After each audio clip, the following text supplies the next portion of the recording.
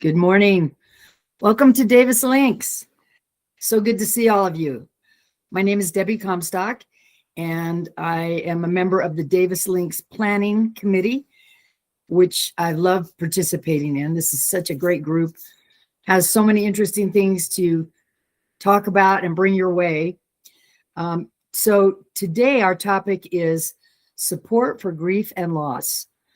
And we were talking earlier that we're not sure we've ever done this topic before, and we're bringing in some unique resources to talk about that today. I'm just going to let you know that this meeting is being recorded, and it'll be on the Davis Links Resource Forum YouTube if you need to review it afterwards, or if you want to show it to somebody who isn't able to be here today. There will be a couple of links in the chat. One will be for an evaluation we'd like you to click on and participate in to give us feedback on what kinds of topics you would like us to plan for next year. This is your chance to give us input. If they're repeat topics from things we've done, that's fine, but we just really like to know what would be important for you. And then, of course, at the very end, there will also be an evaluation for this event. We would appreciate it if you would just take a minute or two to do these evaluations. The feedback is very helpful. And it's a little disheartening sometimes when we look at the evaluations and we have maybe 4 or 5. And we know that there's a lot of you here. So please help us with that information. So our presenters today will be speaking directly on this topic. So I want to make sure that I introduce that Teresa Smith will be here. She's our community outreach planner. And Jessica Gearing, community health educator for the Davis County Health Department. Then we have our community resource presenters. We have Shelley Van Noy. She's with Community Connections Director, and Jason Smith, Family Services Director of Lindquist Mortuary. Jackie Elliott is a clinical social worker for Grandview for Good. And they'll be telling you a little bit about their organizations and how they fit in with the topic of grief and loss that we're going to be talking about today. So with that, Travis, is there anything else you want to make sure we add before we go? Yes, I am going to be giving just a little update on Davis Links. So let me share my screen. See. Okay, so just want to bring up a couple of reminders. There is the Holiday Assistance Programs link, which we have shared out in the past. And so this is something that we have compiled with partners for those providers that are serving Davis County residents. So some of them may not be in Davis County, but they do serve. So I will put that in the chat in a second, but that has a list of programs in our Davis Links resource directory that you can view. Maybe I can even share this so you can see what it looks like. Mm-hmm. So this is in the Davis Links resource directory.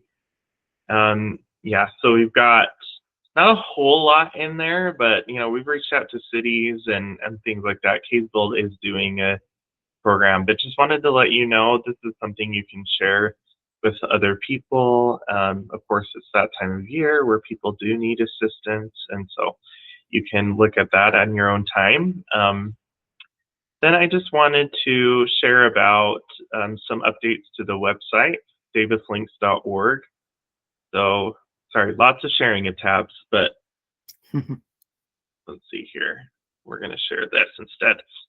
Okay, when you go to davislinks.org, this is what the landing page looks like. And Deb, can you go ahead and just admit people as they're coming in? That would be sure. Awesome. Thanks. Okay, so this is what the website looks like, landing page. And by the way, you can always fill this out down at the bottom. It's on each page within this website. So you just put your name, your email address, a message and whether you want to sign up for newsletter and updates or for the resource forum emails, and then type in a code that comes up and then press send. I mean, all of you should be on that Davis Links Resource Forum email list, but just in case, that's where you can find that. But also, if you aren't already part of the newsletter, you can sign up there. And we'll be sending out the next quarterly newsletter, early this coming month in December. So you can expect that. And Travis, then, I don't think I'm letting people in right. I don't think I'm doing it. Just tell me where to click and I'll get there. okay, I just let some people in. Okay, so you just press over on the side, admit Okay. people as they pop in. So, okay, and then also on the the partners tab under promotion toolkit, something that's new is that we've added in our print materials both English and Spanish versions of flyers that we have, as well as the Davis Links business card. So that's like that small card we've been giving out to all of you. And we now have print copies of those business cards that have English in the front and Spanish in the back. So the QR code for the Spanish takes you to the resource directory already translated into Spanish for folks. But just as a reminder, the resource directory is available in 130 plus languages as well. And so that's something we're excited about. We know that that's been something you've been asking about.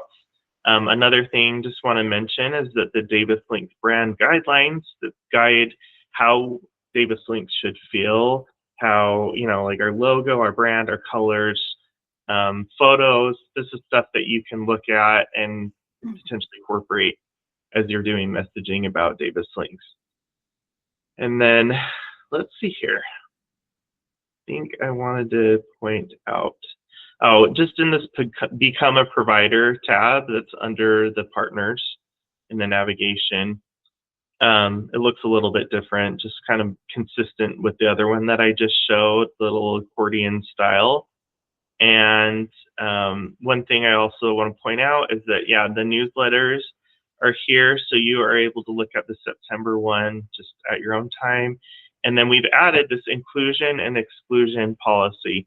So we just want to make sure that what we include in the resource directory is trusted, and there aren't any ethical or other problems with anything that's listed in there. So we, based off the Human Services Director's feedback, have worked with the Resource Forum Planning Committee and other committees to create and adopt this inclusion and exclusion policy. What should go in the resource directory, what shouldn't. So just make things very clear. So I just want to make sure you are aware of that as well. So if there's no other questions about that, the last thing I want to show is, again, the community announcements folder, which is in the upper right in the navigation. When you click on that, it'll take you to this. And then when you click on the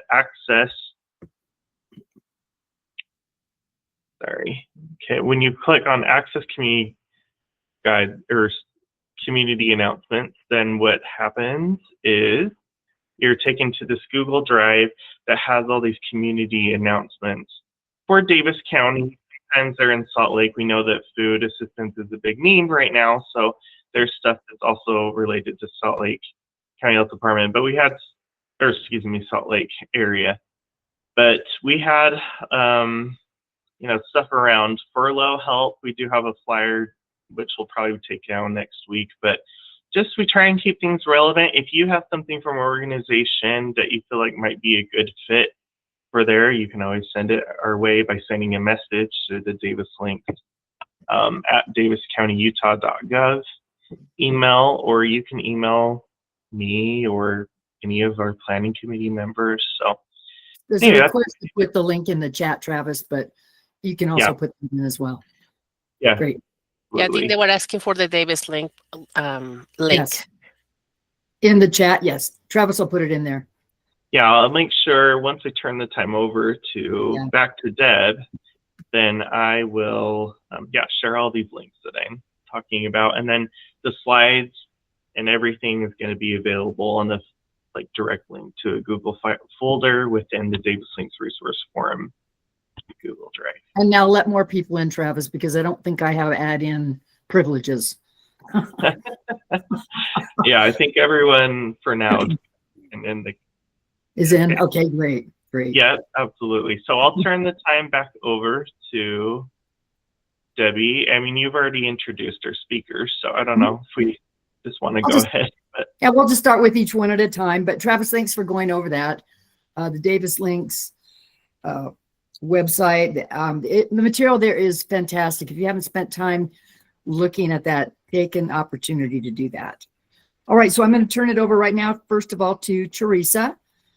Teresa, go ahead. Okay, so we were asked to give kind of just a general overview of grief, and then also share some of the things that we've been working on here. So Jessica and I at the Davis County Health Department, we've studied grief and loss quite a bit in the past few years. We've been working to support those who have lost loved ones unexpectedly. So we approach all of this work in humility, love, and respect, and we know that everybody grieves differently and in different situations. So I'll share some of the general grief information, and then Jessica will share about how Davis County initiatives and then some of the resources that have been developed with that. So the next. So grief, what is grief? I found a couple definitions that I like. So the first one's from the American Psychological Association. So grief is the anguish experienced after significant loss, usually the death of a beloved person. Another one that I just read recently said grief is not just pain, it is love. And I love that one. And then the other one is from the Cleveland Clinic. It says grief can also accompany any event that disrupts or challenges our sense of normalcy. This includes the loss of connections that define us. So grief can be due to loss, through a death of a friend, a family member, or a pet, but also could be the loss of a variety of other things, such as the loss of marriage or your home and neighborhood due to a move, or loss of a job and financial security, or maybe loss of a dream or goal, or loss of health due to illness, or even loss of youth as we age. Another one is loss of fertility. So those who want to have children but aren't unable to. So all of these are some parts of grief. And most of us have experienced grief in our life, and probably we all know somebody right now who is grieving that we can support. So I'm going to go to the next one. So we'll just mention some of the general information. We know that everyone grieves highly individualized. Everyone's grief is highly individualized, and we all grieve differently. But some common emotions include shock, anger, guilt, despair, confusion, and even relief. And then some common physical symptoms include change in appetite or change in your energy level, a stomach ache, headache, sleep disturbances, etc. So some different things that we can do to cope with these different experiences is to allow ourselves to feel all of those emotions and then accept help and support. In Davis County, we know that we are all good at giving support, but sometimes it's hard to ask for help. Also, share your feelings. So that can be in words by talking through it with somebody, or writing, or through expressing your feelings through art. There's a variety of ways we can share our feelings. The next one is to take time to say a meaningful goodbye. And the last one is take care of yourself. In grief, sometimes we forget to drink enough water or eat enough food, or maybe we are eating too much, or we just want to make sure that we be aware of our basic needs and we're intentional about our self-care at that time. The next one.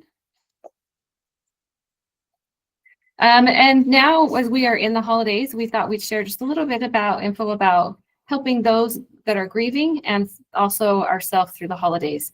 So there are many suggestions about this, but the ones that I liked, these came from the National Council on Aging. And so the first one is acknowledge our feelings. So it can be helpful to remember that all feelings are okay. It's okay to feel joy and happiness, but also okay to feel sadness and longing and love. And the next one is to set realistic expectations. Be flexible and gentle with yourself. Make a plan for those times when you might not be able to handle the situation. Make a plan of what you're going to do at that time. The next one is to try new or modified traditions. So find ways to remember and honor those loved ones. And like I mentioned before, prioritize self-care and support. Make sure that we're paying attention to our basic needs and that we are taking care of ourselves. And then the last one is pay attention to grieving children. That is mostly for those that are supporting those that have lost loved ones. As adults are often grieving and working through their own grief, we want to make sure to support the kids that are grieving as well. I also want to mention that holidays can also be a healing time. It's a time when loved ones gather together, when we're sharing good memories, we're making new traditions. There's a lot of light and love, and so it can be a hopeful time as well. So just some tips of how we can help support others. The first one, and probably most important, is just show up and be present. And that can look like whatever works for your relationship. That can be that you're there in person. It could be that you are just reaching out through texts or phone calls, whatever is needed, which leads right into follow their lead. So when you're supporting someone, some people want to talk through their grief and other people don't. So just follow the lead of the person that you're supporting. And then the next one is be prepared to listen. It's okay. Often we don't know what to say to someone, but that's okay. It's okay to just be there and listen. And like it says above, follow their lead. And another one is to offer help to find support. So learn about the resources. Being here today, learning about these resources is super helpful. And then be able to take the time to help that person navigate the systems to find the help that they need. And then, like we mentioned about the holidays, just check around holidays and anniversaries. This is a time that may emphasize the absence of a loss. So it's a good idea to reach out. If you can think of somebody that you can think of right now, just take a minute and reach out to them. Just check in. How are you doing? Hey, I'm thinking about you. Are great ways to just show people that you care and that you're there. And then if they need more support, then they can respond appropriately. So the last one is use safe messaging. So if it is a suicide, be sure to use safe messaging, which is use words like died by suicide instead of committed. Others is don't share the method of a death. And then also don't oversimplify the cause of that event. So this, just back one more. So this grief literacy is being aware, grief literacy is being able to respond to those experiencing grief and loss in ways that bring comfort and do not bring harm. So the University of Utah and Caring Connections has done a great job with grief literacy. They have a lot of trainings and information available about that. So we're going to just watch one of their videos and then talk about it after that. So be watching and pay attention to things that stand out to you or things that you want to share in the chat afterwards. Not intentionally hurtful, but we Just say the rewind it wrong just a little thing in a bit. clumsy way. Sorry, what did you say, Teresa? But it just isn't starting at the beginning. So just if you want to go back and restart at the beginning.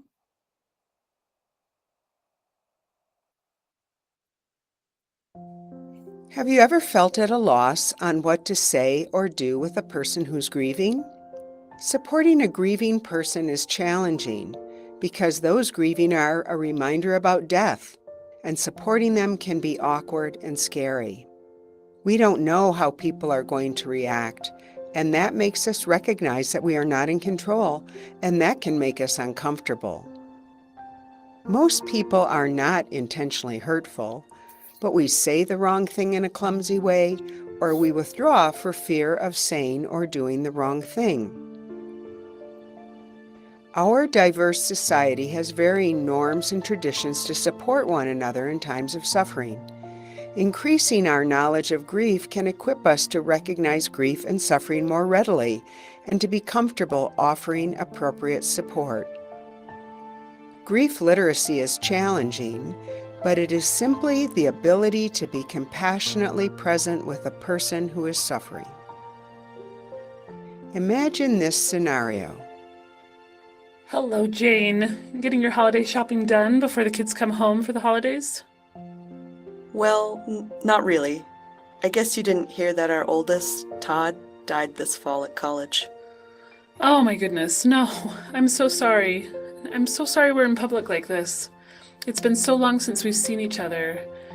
Do you want to tell me what happened? Notice the soft offer to hear the story. Todd had been in treatment all summer. We thought he was able to stay sober and return to school, but he overdosed in October. Even telling you, I still can't believe it.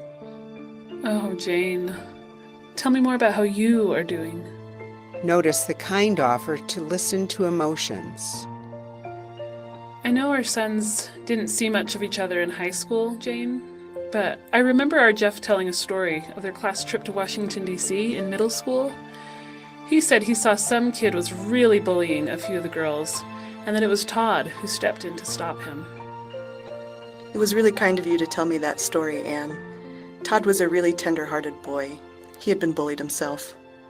Notice the willingness to hear the story of the death, and more importantly, the story of the life as they are able.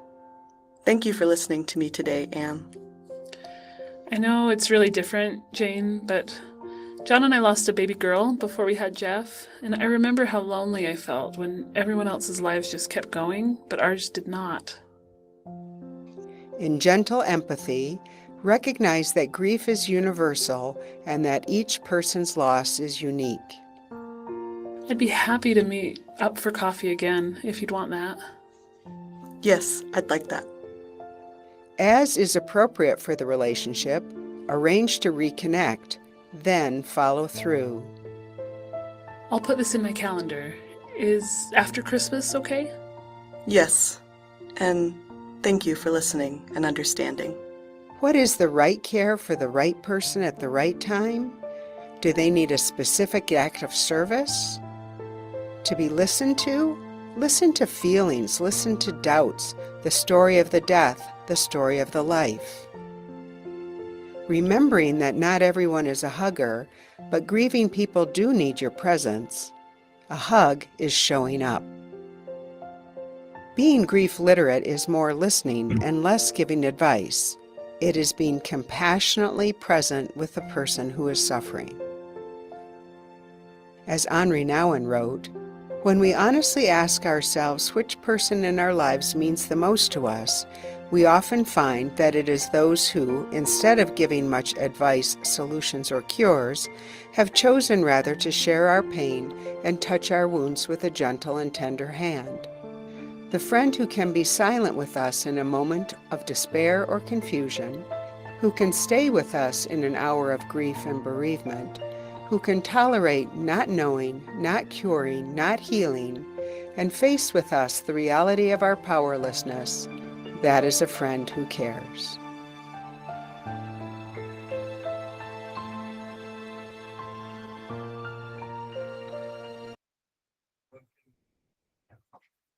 Okay, so now in the chat, I just want you to put some things in there that you noticed in this video, different things that you feel like that maybe you can use or things, the tips that you haven't thought of.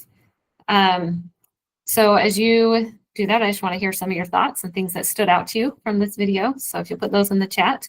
As we've studied and learned, I've watched these videos and there's some more trainings on this same website that is linked in these slides that as you get those afterwards, you can click on that link and watch more of their videos and their trainings and things like that.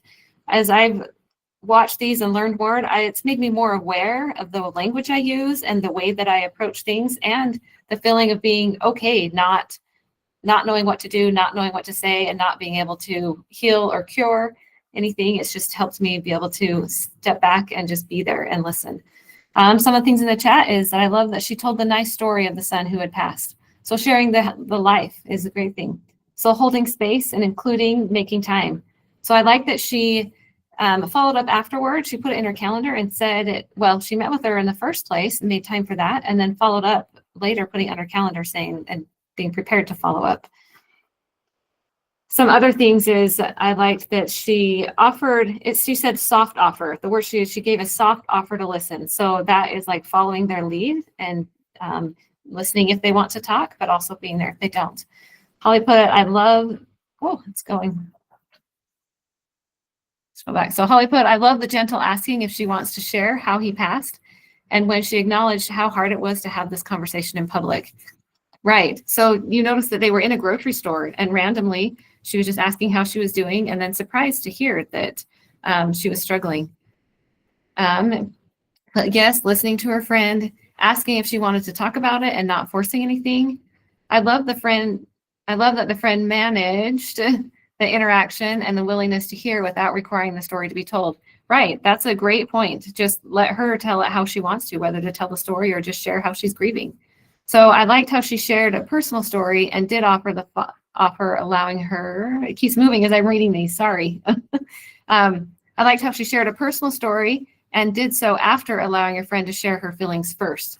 Yeah, in there, I like that it said that grief is universal, but each person's loss and experience is unique. So I really like that. And I loved how they said, I know it's not the same, but I had a similar experience. A lot of people might think nobody knows how they feel, but saying that, it still shows sympathy by not downplaying how she might feel. Great. I like all these responses. Thank you. Yeah, so there are, like I said, more information and more trainings and things like that on the U of U Caring Connections website. It's called Grief Literacy, and that link will be in the slides. So now I'm going to turn the time over to Jessica to talk about some of the Davis County initiatives and some of the resources that were developed here.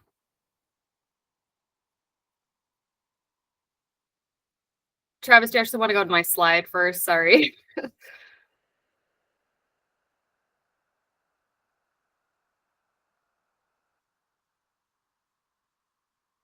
Yeah, so the next one would be great. Perfect. Okay, thank you, Teresa. I just wanted to share some things happening in Davis County. We have a lot of great things going on in our county. We have a lot of people who are helpers and want to help people who are grieving. You'll hear from the Grief Center in a little bit today, so they're doing some great things. Mortuaries are always really great at helping families. But I'm just going to talk a little bit about our suicide postvention work group. This group started in 2023, initially to address the gaps in postvention. And postvention is caring for families who have lost a loved one to suicide. But we realized more can be done for those experiencing the loss of any unexpected death and grief in general. And I also want to add that the idea of connecting families who have lost a loved one quickly and directly to resources and services, especially those who have lost a loved one to suicide, and especially in a coordinated way, bringing partners together who can make this happen super efficiently, is not something that's being prioritized in every county or state. So Davis County is really ahead of the curve on this one. So there's a picture of our work group there, and you can go to the next slide. So the work group came together with the goal of, like I said, creating coordination, a coordinated plan of how we can best support those who have lost a loved one to suicide and any unexpected death. And so we created some tools for this. The first tool I'll talk about is the Grief and Loss webpage. On here, it has information about understanding and coping with grief, supporting someone who has lost a loved one, what to do following an unexpected death, support groups and local resources as well.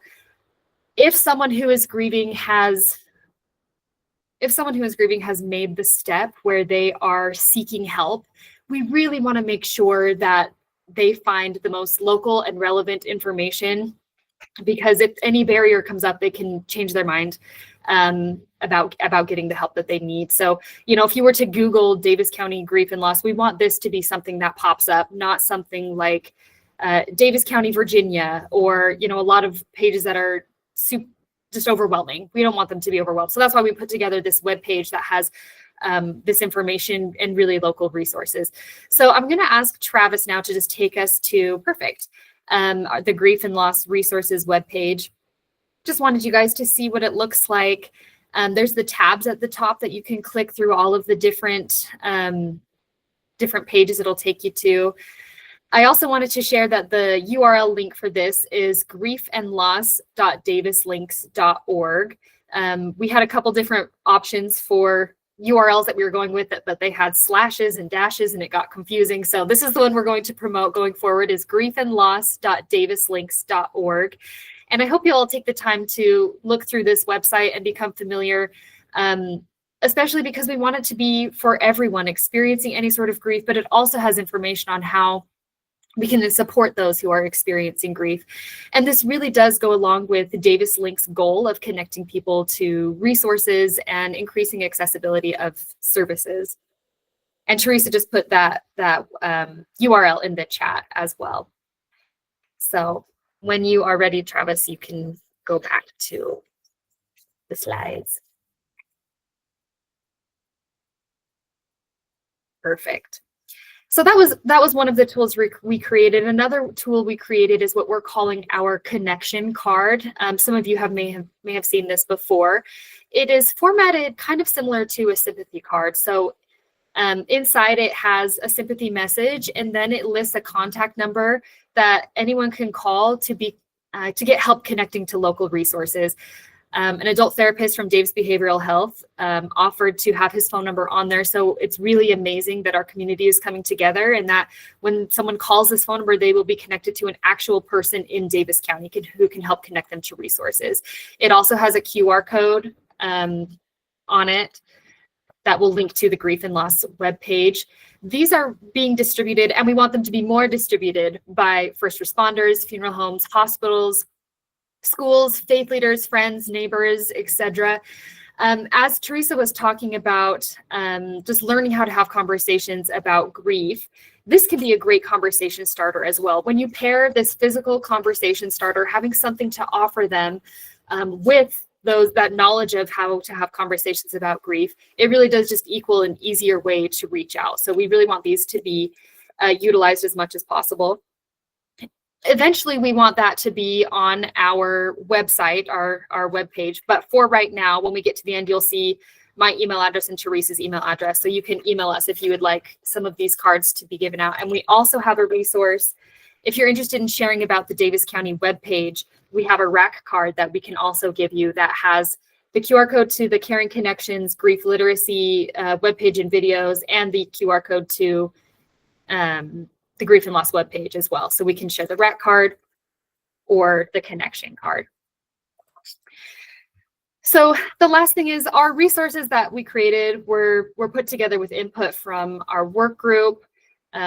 We used resources from experts and those with lived experience, but we are always taking suggestions. As I said, we want this to be useful for everyone. So if, as you're reviewing our webpage or resources, there's something that is missing that you'd like us to add, or some wording you'd like us to adjust, we are happy to do that. So please review our webpage. Let us know how we can improve. And also, the more you visit our webpage, share our webpage, search for our webpage, the better it is for search engine optimization, making sure that it comes up on, when you do a Google search or something like that. And that's really important for people to have access to these resources. An example of this is we were told that we really do need to have a tab for pregnancy and infant loss, that it's a specific sort of grief that, yes, grief has a lot of things in common with each other, but sometimes they have some specific support groups or conversations that can be had there. So we added that to our website. So if you see something that's missing, please let us know. We are taking suggestions to make it better. And then you can go to the next one. Perfect. And we wanted to end this presentation with how we started it, which is with compassion. So compassion is the feeling that arises when you are confronted with another's suffering and feel motivated to relieve that suffering. When someone is grieving, they often feel isolated, like they are carrying this heavy burden that no one else can possibly understand. And compassion is the bridge that connects them back to the real world. It's the quiet assurance that they're not alone, that their pain is seen, and that someone cares enough to be with them, even if they can't take that pain away. So as Teresa shared, all the work we do is shared with compassion for our community. So that's what we're trying to do here. We're trying to share compassion. We're trying to teach people how to have compassionate conversations so we can have a compassionate community for those who are grieving. And then the last slide here is our contact information. If you are interested in being a part of our work group that is focusing on this important topic, if you want to, want some of the grief and loss rack cards that talk about the webpage, or the connection card, the sympathy card, this is the email address for us. Either one of us can get you that the cards, and you can request it from there. But if there are any comments or questions in the chat, we have a few minutes that we can take those. There's just one, and no, thank you for including the infant loss piece. Yes, and we heard that that's something important we needed to have on this. We included it. We also don't want to recreate the wheel here, so we link out directly to the University of Utah. They have amazing support groups that are throughout the state that they highlight there, and other things. So yeah, thank you.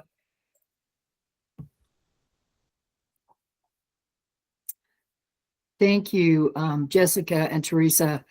Is there ever any doubt that Davis County is concerned about the people who live here and what we need? So thank you so much for being responsive to that. Yes, I have one more thing that I wanted to Go add as ahead. well. Go ahead. I Sorry, wrote this as Teresa was talking because I wanted to mention it. As I said, we want these resources to be useful for the people who live in Davis County.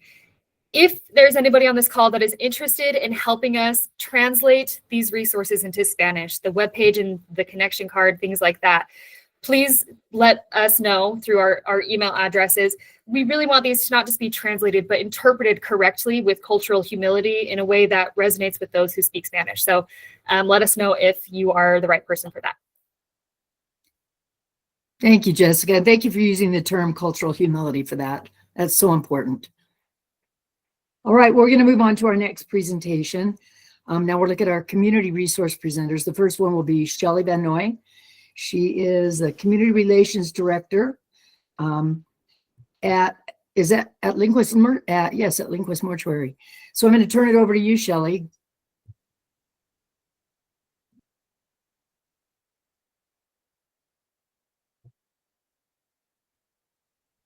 Are you there, Shelley? Sorry about that. I was on Oh, mute. that's okay. All right. So also I want to welcome my coworker here, Jason Smith. He's on the line. We're going to be tag teaming this. So thank you for this opportunity to share what we do in the community, and wanted to also to Teresa and Jessica. I'm part of their work group, and it's a wonderful group. And I cannot believe everything that this county, Davis County, is getting done in this space. So appreciate being invited into there and being part of it. So Jason and I, we represent Linquist, and many of you, I'm sure, are aware. We've got several locations in the Davis and Weber counties. We also have a sister company called Aaron's, and Aaron's is our more affordable type of a service, and so we proudly represent both of these. So, all right. Okay, so grief and loss, understanding, supporting, and strengthening our community. Teresa did such a great job with serving up this topic. I'm going to go clip through my slides quickly, and Jason's going to be talking about specifically what we do as an organization to support the community in this space. So, all right, next slide. Why this conversation matters. It matters because grief affects everybody that we work with, obviously. They come to us because of what we do, what we offer.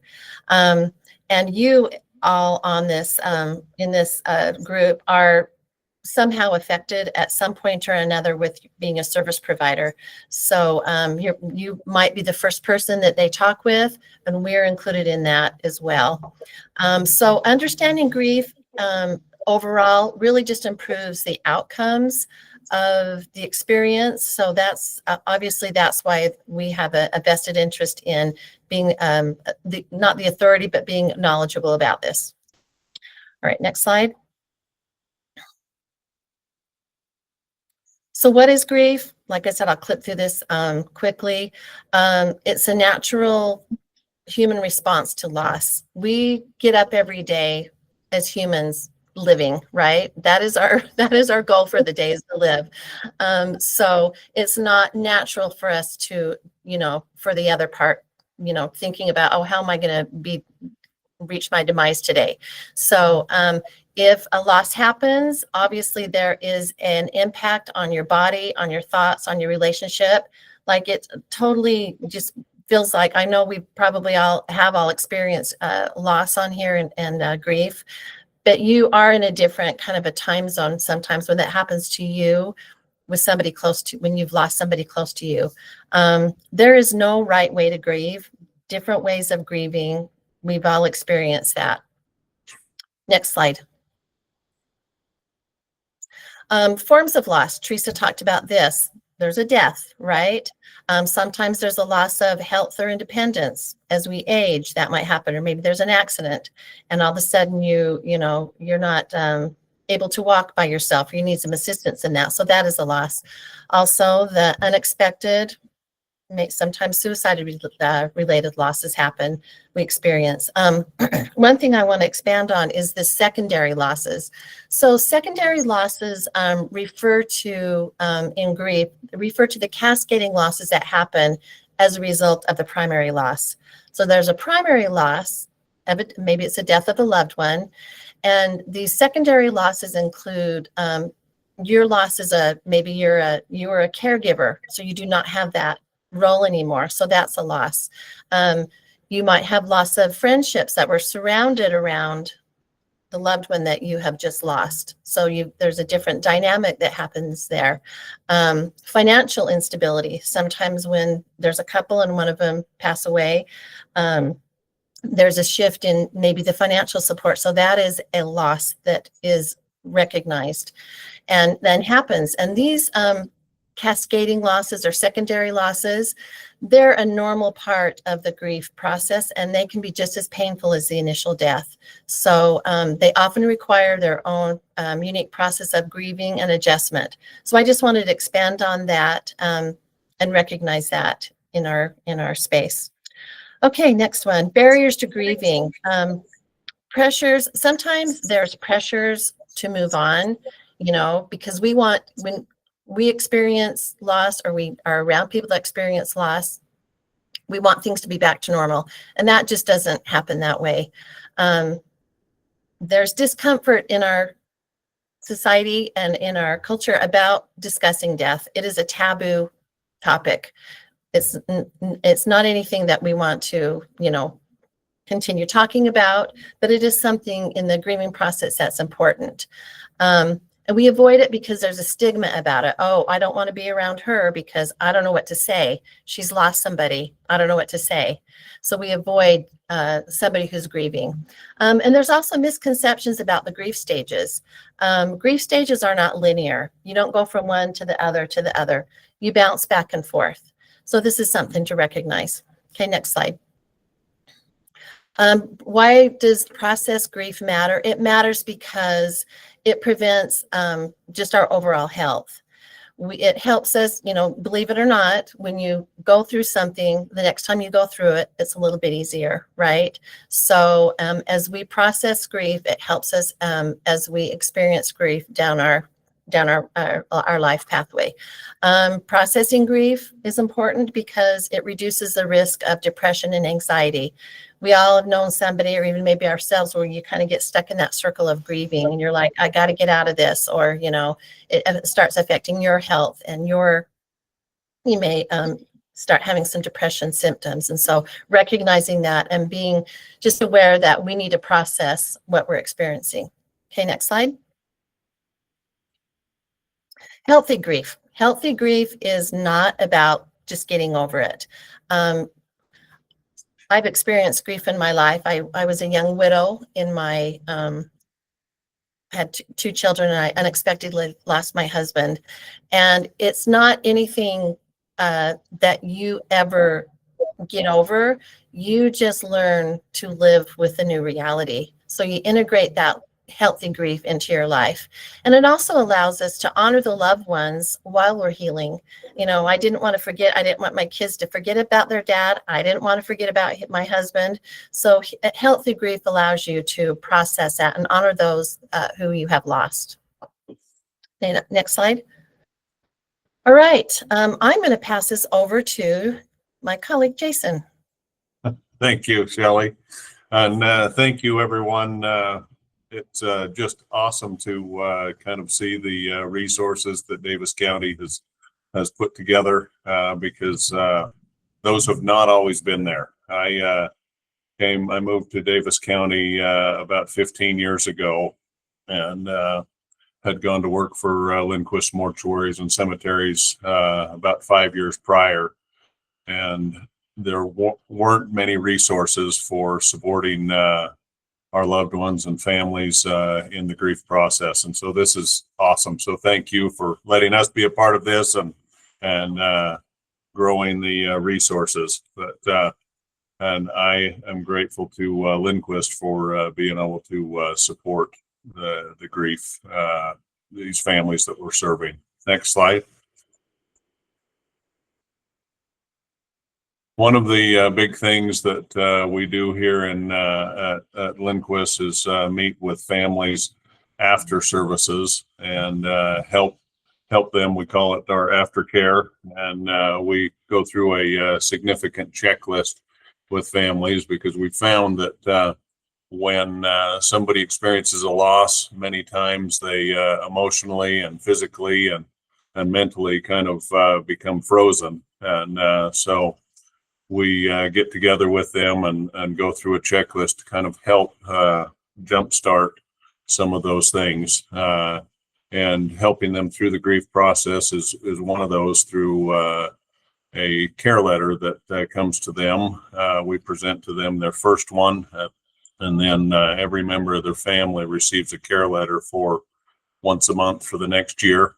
We also quite often will refer families to other medical providers, caregivers, sometimes when there's a surviving spouse, sometimes to help families out with the spouse that is still living that needs some assistance. Often we refer to other partners in the community of realtors and attorneys.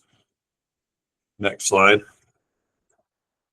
Through our website, we've found that the grieving process is different for everybody, and everybody's personalities are different. When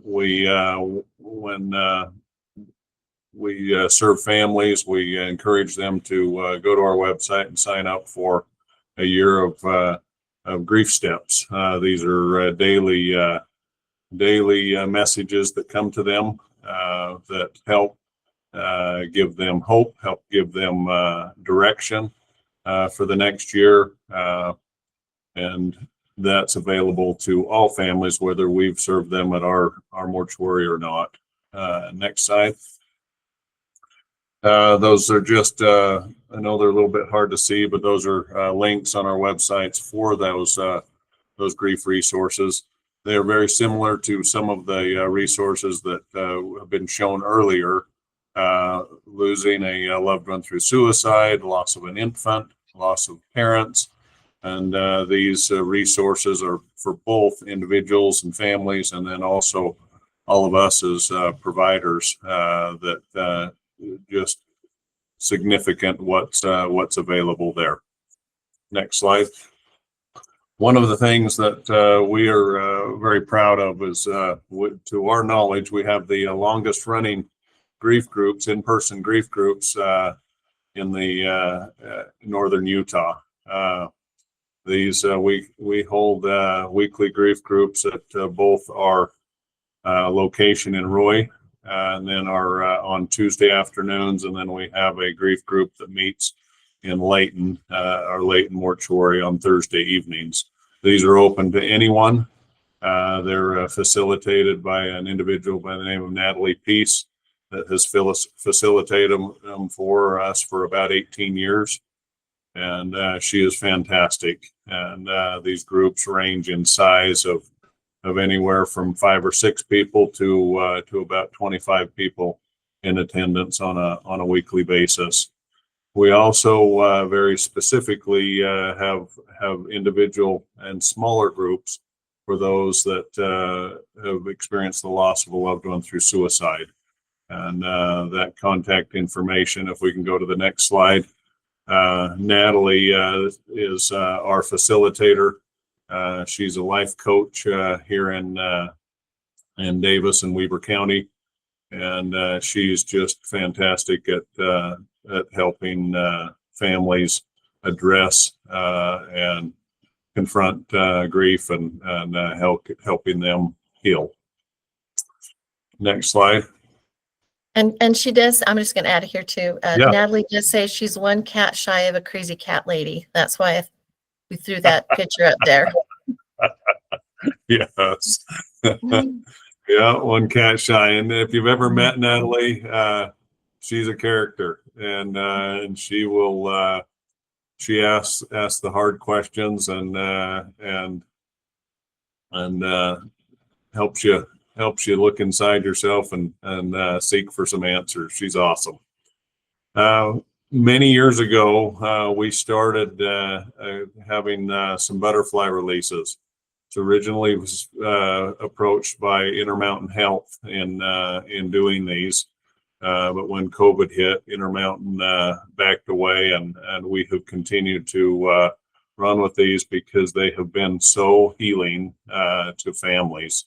We hold one in Davis County every year and one in Weber County, and these are open to all families. We have lots of hospice organizations that invite their families too, but they are we have anywhere from 300 to 500 people in attendance to our butterfly releases, and they have a short message and memory tables for their loved ones' photos, and it's some music and some talking, and then remembering their loved ones. And we have found that they are so emotional. There's lots of tears and very powerful experiences for families.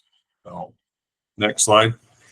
Just a few pictures from our last one at Washington Heights. We typically release about 300 to 400 butterflies at these events, and it is magical when that takes place.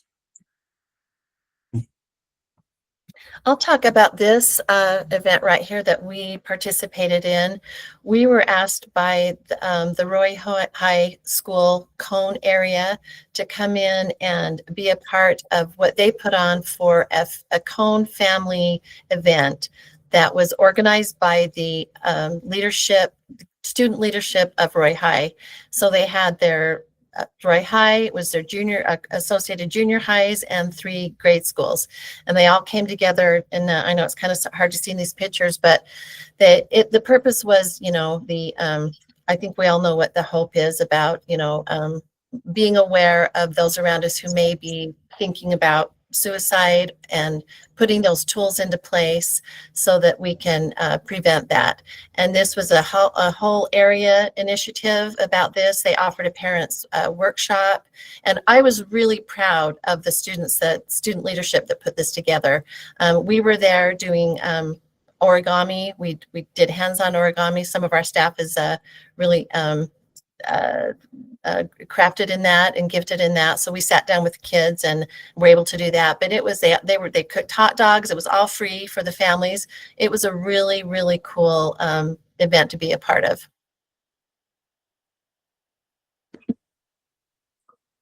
One of the when I came to work for Lindquist 20 years ago, one of the things that has long been in place here with our organization and continues to be in place is that when somebody talked about infant loss, the Lindquist family provides infant funerals and services at no charge, whether that's an infant casket, whether that is a cremation for an infant, whether that's a funeral service. They provide that at no charge for anyone in our service area.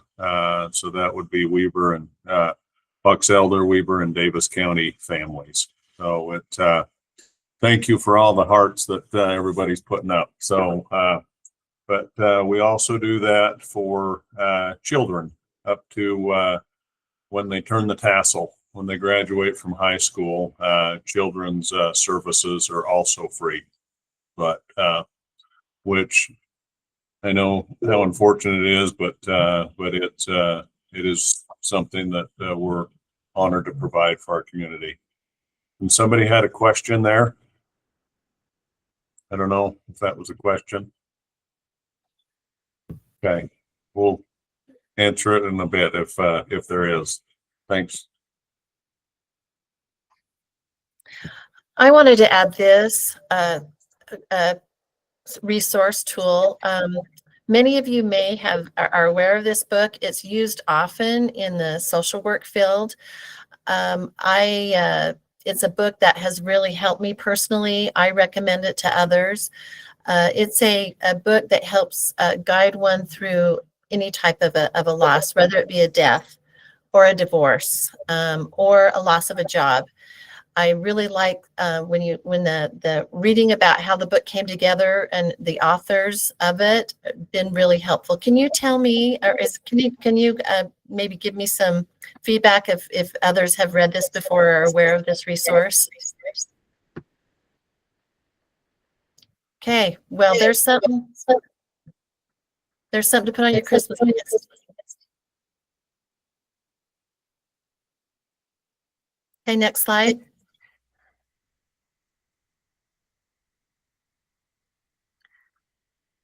So I'll take this, Jason. We wanted to make sure that other professionals, that you as other professionals are aware that we are happy and willing to collaborate with anything. If you would like more information about what we do offer education and other types of presentations about preparing for getting prepared for a funeral plan. Doing it way in advance is way better than having to do it. Personal experience, I can tell you this when it's been unexpected. So we can offer those types of talks. We also, you would like to know about how we can refer out to you. So we're excited about the website that the county has developed and has put up. Just a little about these pictures that are on here. I know they're a little bit hard to see, but Lindquist offers a free symphony and Pops Concert Symphony and fireworks in between the 4th of July and the 24th of July. So we've done it for several years. I can't read up there what year that we're on, but if you've ever been to it, it is amazing. And I feel like it's kind of a offering from a generous offering from Lindquist to the community, and it can be considered, I think, in the healing space. But it's we have it at the Weber State campus, and the whole campus over there by the plaza. It's the Adalis Plaza, which is also known as the Duck Pond. It's just a beautiful experience being out on the lawn and experiencing a night of symphony music and then a fireworks show. Okay, next slide.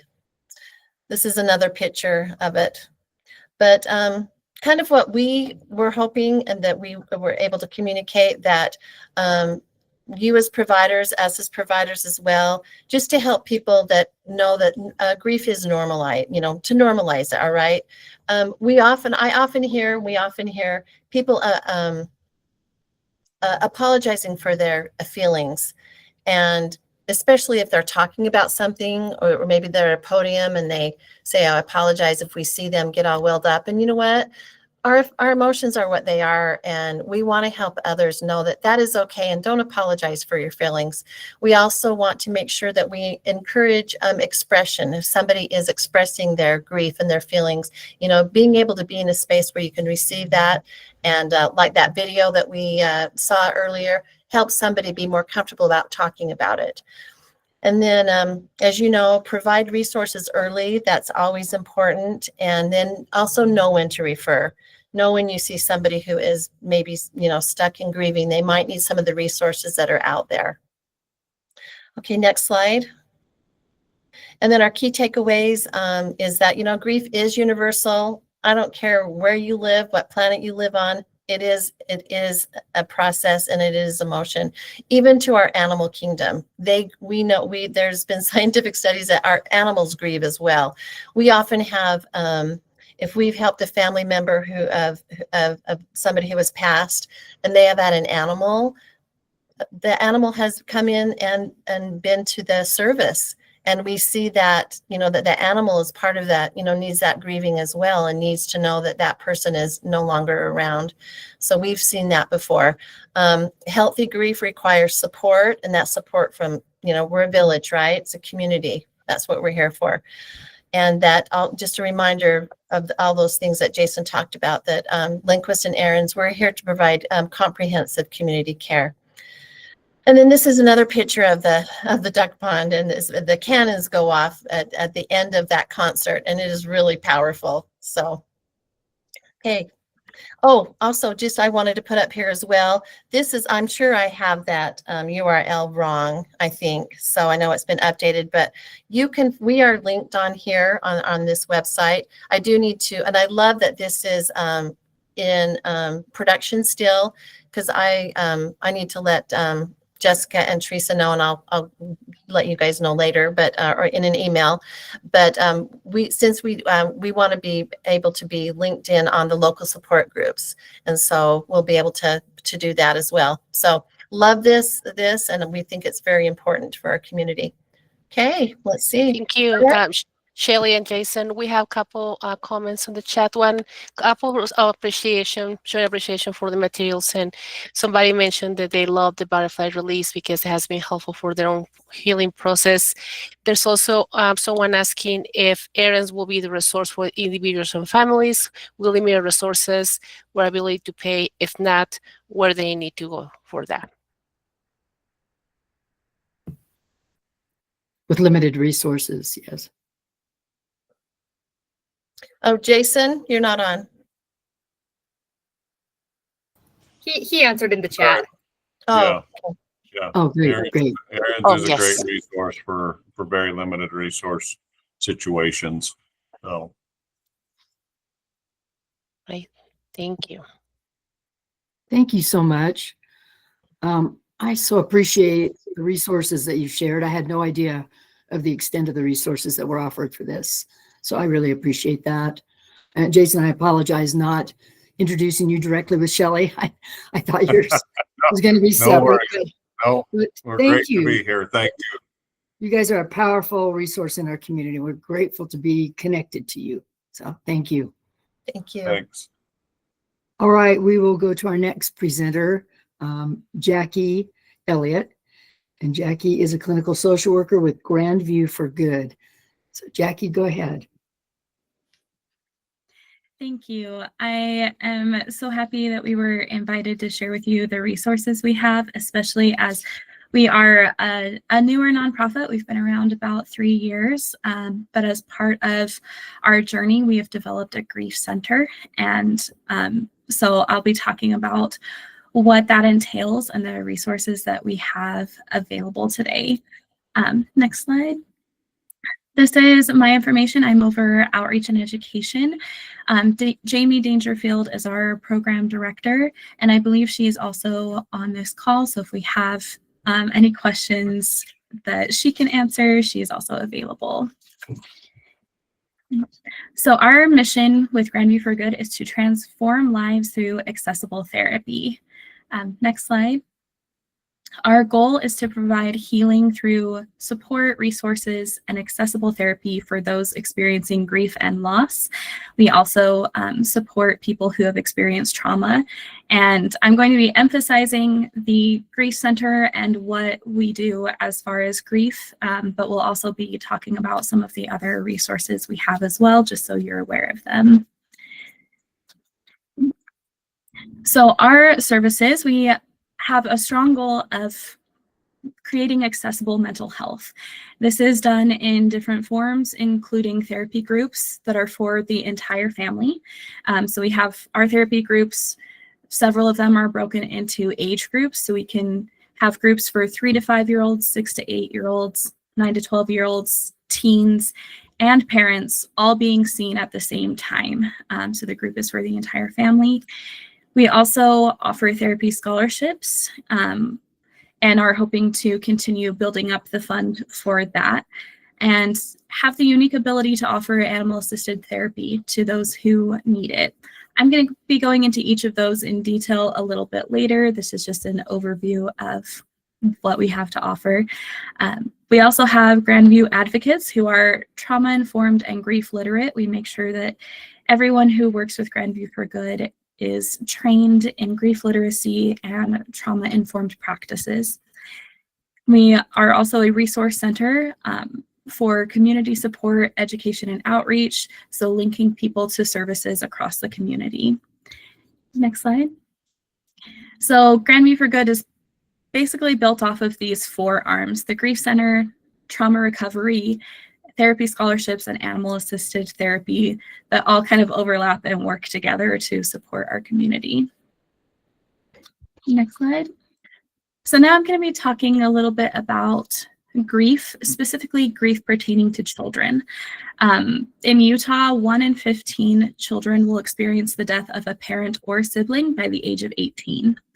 As you can see in the yellow there, that number more than doubles by the age of 25. So Utah is definitely not untouched by grief, and specifically the children and youth in Utah have a need for resources related to this. This is one of our favorite quotes that we like to include. Grief is like the ocean. It comes in waves, ebbing and flowing. Sometimes the water is calm and sometimes it is overwhelming. All we can do is learn to swim. And that is our goal with the Grief Center. We're not inviting people to come and get rid of their grief. It's going to be there lifelong. We are here to help them learn how to swim through the grief and learn how to recognize those ebbs and flows and what they need in those various times. Next slide. So what is grief? We all on this call know about grief and what it looks like. And what we know for sure, and as was touched on by linguist mortuaries, it's universal. Nobody can get through life without experiencing loss and grief. But as part of that, it is also very individualized. There are so many things that play into how we grieve, why we grieve the way we do. And that's why there are so many different ways that grief shows up.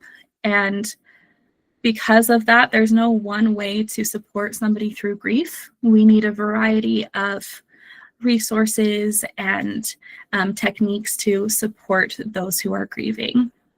Next slide.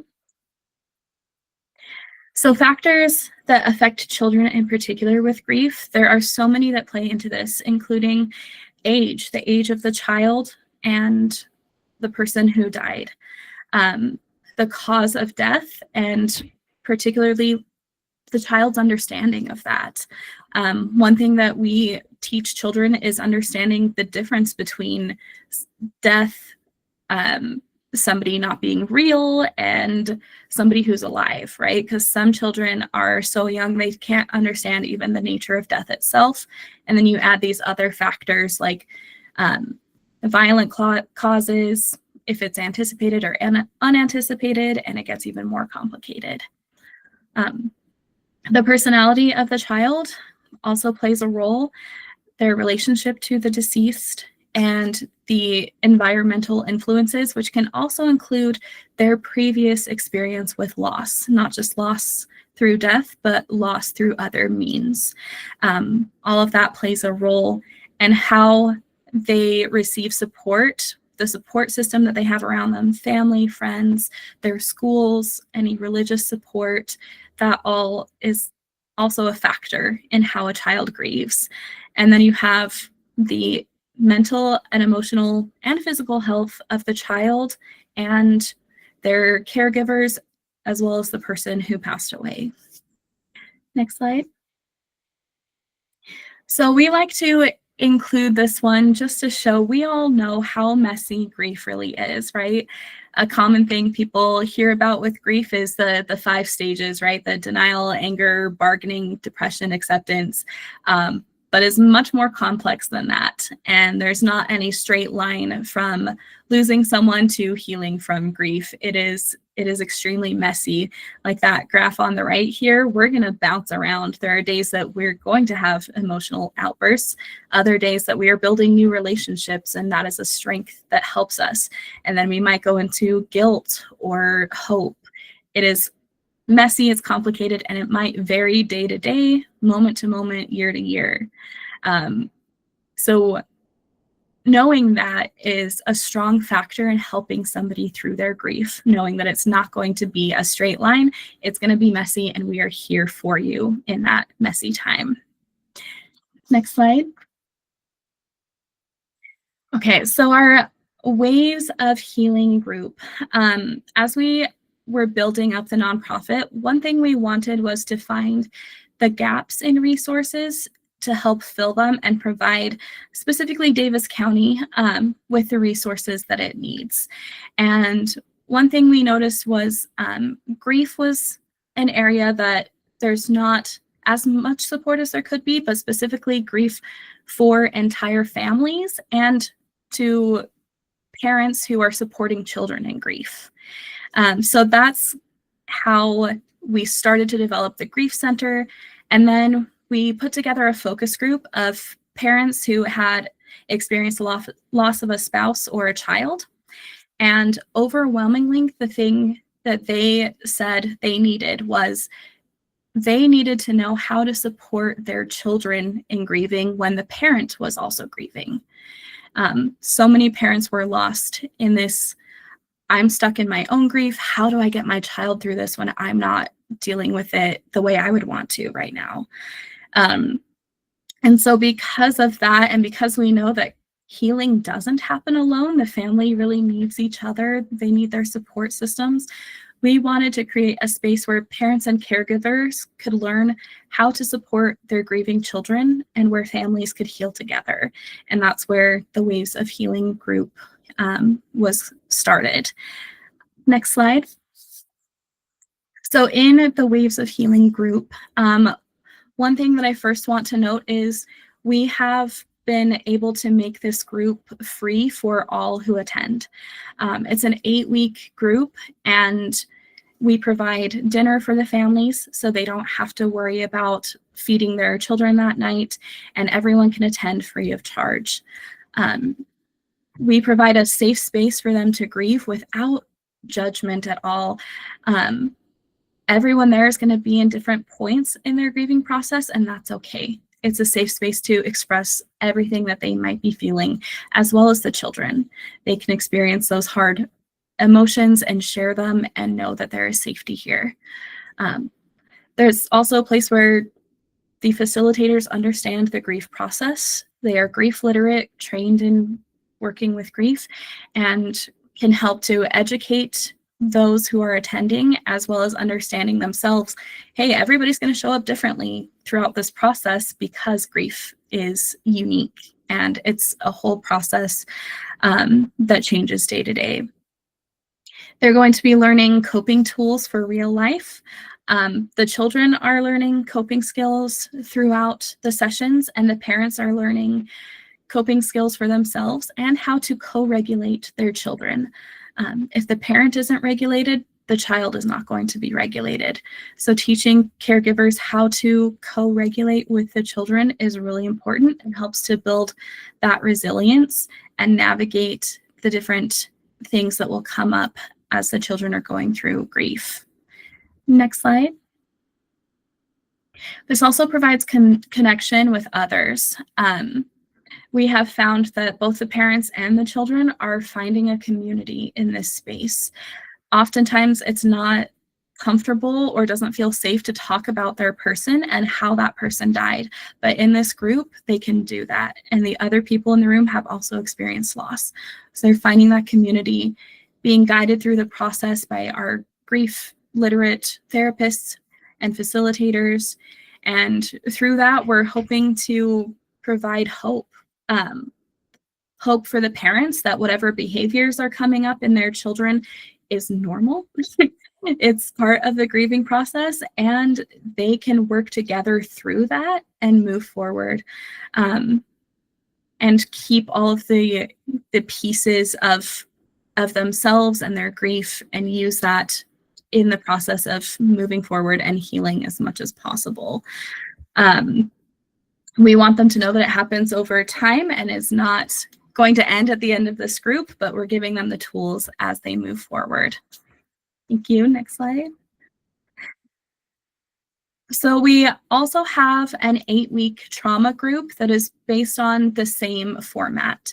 The children's groups are broken up by age. There's a teen group and concurrently a parent group, learning how trauma impacts children, how it impacts the brain and development, and how to support their children as they are healing from trauma.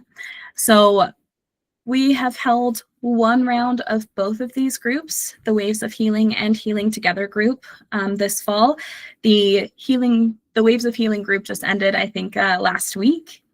And we are working to get final analysis on the groups, but overall the impact has been so wonderful for these families, and they have shown so much growth in their understanding of grief and trauma and how it impacts them, and using the skills that they have learned to support each other through this process. And especially the parents have been so impacted by this, and knowing how to help their children with what they are experiencing. So we're getting final analysis on that, but it was a wonderful first round, and we are starting both of them again next year. The Healing Together group will start again in February, and the Waves of Healing grief group will start again in April. So those will be coming up soon, and we'll have flyers and things available for that. Next slide. Another unique group that we have through Grandview for Good is Fragments to Wholeness. This is an expressive arts group for people who have experienced sexual abuse. Each week, this is also an 8-week group, they get to create a unique glass artwork. And through that process are processing their own trauma, their experience with sexual abuse, and they make their individual pieces each week, but also there's always one piece that is made as a whole. The group works together to make one final project all together. We held 2 of these this year. The first one was in the spring, and that was for teens who had experienced sexual abuse.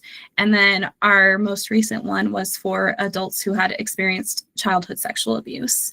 And both of them, at the end of it, they get to display their artwork in a private gallery stroll, where they get to invite safe people to come see the work that they have created and share what they're comfortable sharing of their story. And this has been a really beautiful experience, not just because it's unique and you get to work with glass, but because how the glass making relates to the trauma that they have experienced. And we've seen a decrease in shame related to their abuse. We've seen a decrease in fear of talking about their experiences, and increase in overall hope and the good feelings of healing that we want our participants to feel. So this is one that we are going to be bringing back. We're not sure if we'll have 1 or 2 next year, but it has been such a special experience. So we're going to continue with this group as well. Next slide. Also, through Grandview for Good, we have scholarship opportunities. So these are designed to help people who either have not been able to afford therapy due to lack of insurance, or copays that are just too high. As we all know, that's a problem. We've also been using them for people who have interruptions in employment, so their insurance is interrupted and they want to continue care. We can kind of help fill those gaps and continue their care through therapy scholarships. This year, we have been able to support 25 people in continuing their therapeutic process, and we are continuing to seek funding to support more, and hope to continue to grow this scholarship program to support as many people as we can in receiving therapy services. Next slide. And our animal-assisted therapy, we had to include pictures of Bindi, our favorite therapy dog. You can see her on there with Yvette, who is her handler and also is training other therapy dogs. Animal-assisted therapy is unique. It's not easily accessed in a lot of places. So we are blessed with a connection with Yvette to help provide that to clients who want it. And we've also been able to hold little events with Bindi. We had one this past summer that, if I remember correctly, was Bindi, bubbles, balls, and balloons. It was a free family event where people could come meet Bindi and do some therapeutic activities all together. And she's just so special. And if you haven't done animal assisted therapy, I really encourage that if you get an opportunity to try it out, because it's so much fun. Next slide. Another important component to our grief center is case management. Loss through death can leave survivors without resources. And as we all know, you cannot cope with trauma or grief if your basic needs are not being met. So our Grandview Grief Advocates work to connect clients with the resources they need to keep going, such as food, housing assistance, employment options, and mental health resources when they are ready for that, which can include our group therapy or individual therapy, whatever works for that person. Next slide. And our resource center. So we want to be a central hub community members can come to for resources. Now, we're always working to build our knowledge of the resources available in the area so that we can point clients to those. We're not looking to reinvent the wheel or create something that someone else is already doing and doing better than we ever could. We want to be able to point them to those resources and say, this is available to you. So that can happen through our case managers. We have a website that we are hoping to continue building a resource page for that has all of the links to resources available in the community. And we also, when you come in person, we have some physical resources, pamphlets, things like that, that can also help people access what is available to them. And the final piece of this is education and outreach. Another thing that we do is we provide feelings kits to community organizations that want them. Each feelings kit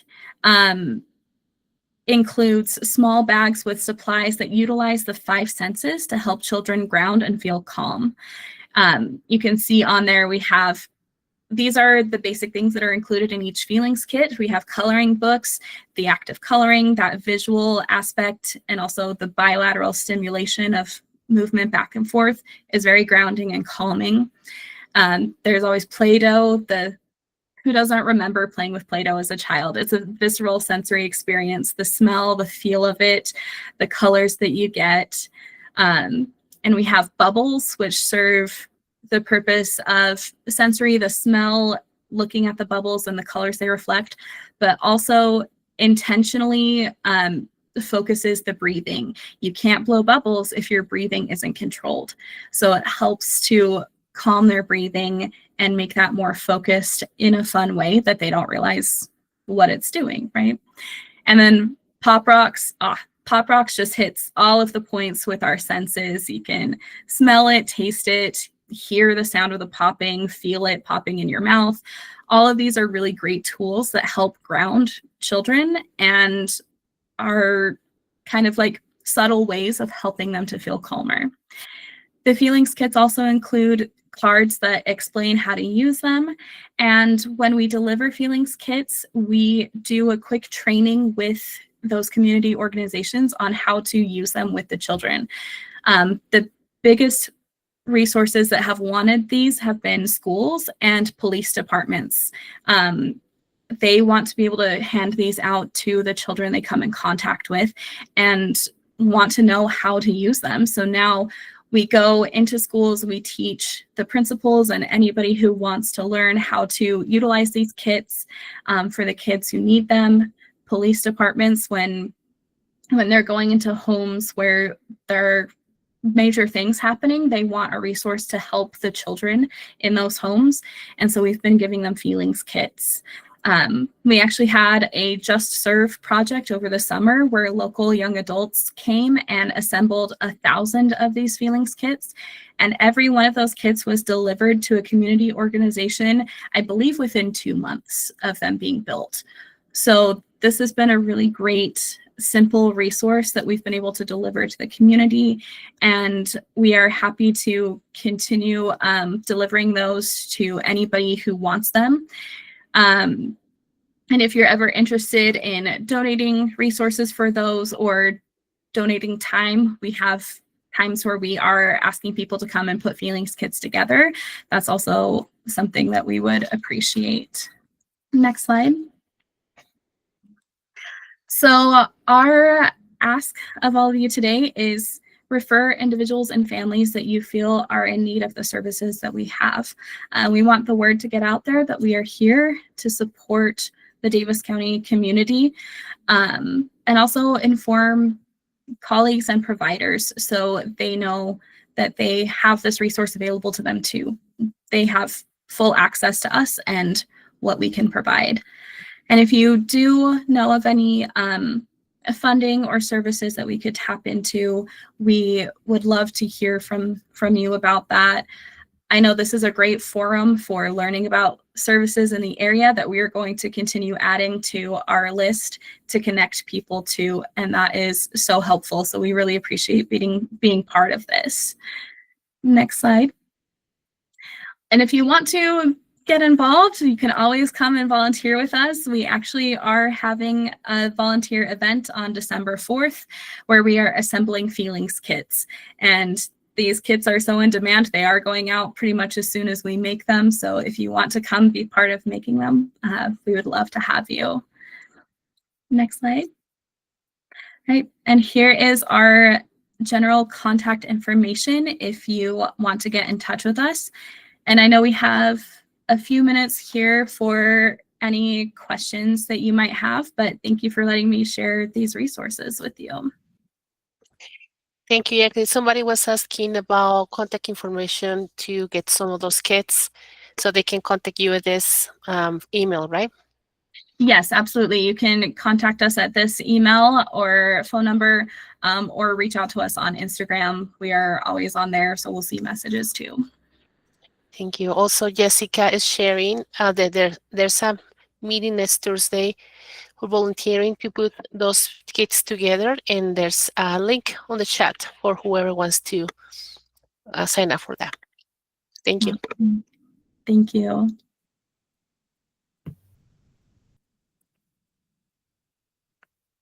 I think we got everything in the chat. Thank you so much today for these presentations. I don't know about all of you, but this particular presentation has just had kind of a very, very special tone to it in talking about the topic.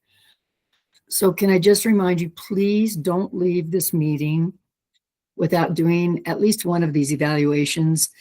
We would appreciate an evaluation on today's meeting.